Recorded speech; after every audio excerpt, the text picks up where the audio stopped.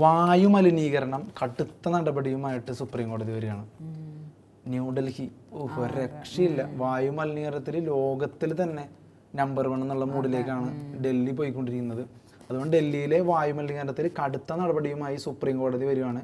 Check പോസ്റ്റുകളിലെ നിരീക്ഷണത്തിൽ വീഴ്ച വരുത്തിയതിന് Delhi police കമ്മീഷണർക്കെതിരെ prosecution നടപടിയെടുക്കുമെന്ന് സുപ്രീം കോടതി അറിയിച്ചു.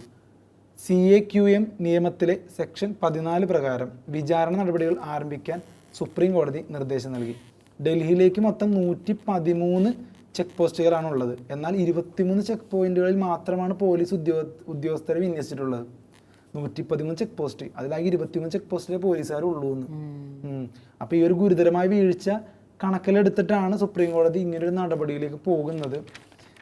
80-ലധികം ചെക്ക് പോസ്റ്റുകളിൽ സുരക്ഷാ ഉദ്യോഗസ്ഥർ ഇല്ലെന്നും കണ്ടെത്തിയിട്ടുണ്ട്. തുടർന്നാണ് ഉദ്യോഗസ്ഥരെ നിയമിക്കുന്നതിൽ വീഴ്ച വരുത്തിയ കമ്മീഷണർക്കെതിരെ കടുത്ത നടപടിയെടുക്കാൻ കോടതി നിർദ്ദേശിച്ചത്. ഡൽഹിയിലൊക്കെ ശരിക്കും പറഞ്ഞ ചെക്ക് പോസ്റ്റുകളൊക്കെ ഭയങ്കര സുരക്ഷിതമായ കേന്ദ്രങ്ങളാക്കേണ്ടതാണ്. അത്രത്തോളം ഒരു സാഹചര്യം പല കാര്യങ്ങളിലുള്ളത് അവിടെ. ഇപ്പോൾ ഈ വായു മലിനീകരണത്തിനെ കൂടി സാഹചര്യം ഉള്ളപ്പോൾ കുറേ കൂടി ഗൗരവമായിട്ട് കാര്യങ്ങളെ കൊണ്ടുപോകേണ്ട സ്ഥാനത്താണ് ഇത്രത്തോളം അനാസ്ഥ കാണിച്ചിരിക്കുന്നത്. അപ്പോൾ സുപ്രീം കോടതി തന്നെ നേരിട്ട് ഇടപെട്ടിരിക്കുകയാണ്. അപ്പോൾ അവിടുത്തെ സർക്കാരോ കാര്യങ്ങളോ അല്ല, സുപ്രീം കോടതി നേരിട്ട് ഇടപെട്ടിരിക്കുകയാണ്. വായു മലിനീകരണത്തെ തുടർന്ന് തുടർച്ചയായി സ്കൂളുകൾ അടച്ചിടുന്നത് പുനഃപരിശോധിക്കാൻ സുപ്രീം കോടതി നിർദ്ദേശിച്ചിട്ടുണ്ട്. കാരണം അവിടുത്തെ സ്കൂളുകൾക്ക് കുറേ നാളുകളായിട്ട് അവധിയാണ്.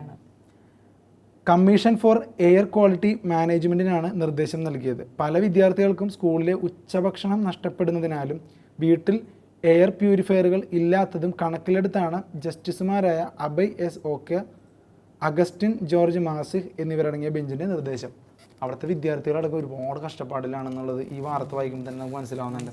അതായത് ഉച്ചഭക്ഷണം അടക്കം മുടങ്ങുമ്പോഴുള്ള അവരുടെ അവസ്ഥ. അപ്പോൾ അവിടുത്തെ ഒരു സമ്പദ് വ്യവസ്ഥയുടെയൊക്കെ കാര്യം ഒന്ന് ആലോചിച്ച് നോക്കി. കുട്ടികൾക്ക് ഉച്ചഭക്ഷണം മുടങ്ങുന്നു, അതുപോലെ തന്നെ വീടുകളിൽ എയർ പ്യൂരിഫയർ ഇല്ല. അപ്പോൾ ഇതൊക്കെ പ്രൊവൈഡ് ചെയ്യാനായിട്ട് സ്കൂളുകൾക്ക് സാധിക്കുമെങ്കിൽ എന്തുകൊണ്ടും വീടുകളേക്കാൾ സുരക്ഷിതം സ്കൂളുകൾ തന്നെയല്ലേ. അപ്പോൾ അതുകൊണ്ട് അതൊന്ന് പുനഃപരിശോധിക്കാനും സുപ്രീം കോടതി പറഞ്ഞിട്ടുണ്ട്. എന്തായാലും സുപ്രീം കോടതി ഈ ഒരു പ്രശ്നത്തിൽ ഇറങ്ങിത്തിരിച്ചത് ഒരു വലിയ കാര്യമാണ്.